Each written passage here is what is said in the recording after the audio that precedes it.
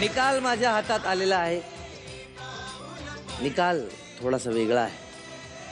तो तसा का आहे आणि काय आहे, आधी काय आहे हे मी सांगणार आहे आणि तसा का आहे हे परीक्षकांना विचारूया. कारण अंतिम निर्णय हा परीक्षकांचाच असतो, तो मान त्यांचाच असतो. सर्वप्रथम मी परीक्षकांना विनंती करतो की त्यांनी रंगमंचावर यावं.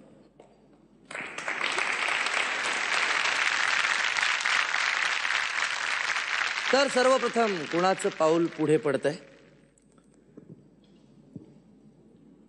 ऋतुराज शिरोडकर मुंबई,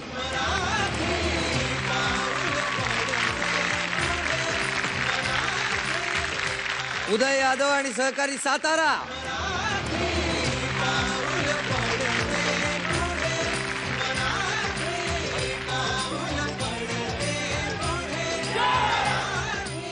मुंबईहून सचिन भांगरे अँड ग्रुप,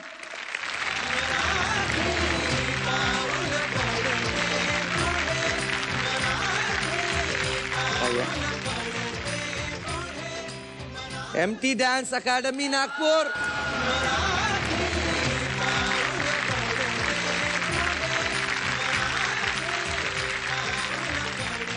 वसंत इंगोले यवतमाळ,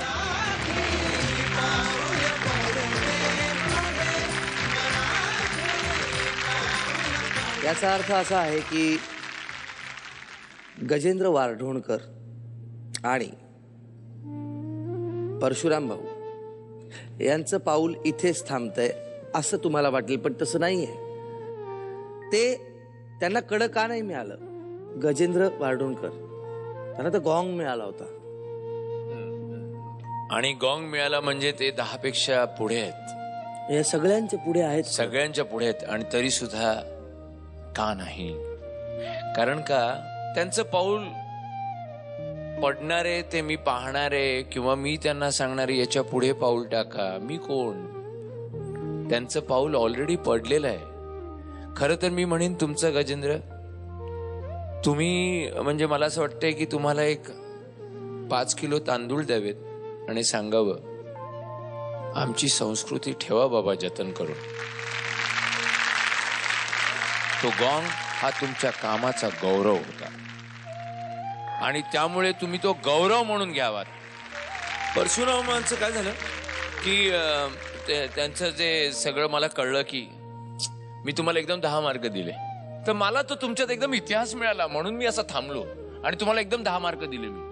आणि तुम्ही इथे आलेला आहात. लक्षात घ्या, पुन्हा सगळ्या स्पर्धकांनी एक गोष्ट लक्षात घ्या की इथे येणं, या मंचावर तुमचा परफॉर्मन्स होणं हीच एक फार मोठी अचीवमेंट आहे. तर आजचा भाग इथे संपला. पुढच्या भागामध्ये आणखी 7 अचाट स्पर्धक आपली अचाट कला घेऊन आपल्याला मंत्रमुग्ध करण्यासाठी येणार आहेत. त्यामुळे तुम्ही हलूच शकत नाही टेलिव्हिजन सेटवरून. पण बरोबर या वेळेला या चॅनलवर, झी मराठीवर पाहायला विसरू नका तुमचा आवडता कार्यक्रम केसरी सोबत मराठी पाऊल पडते.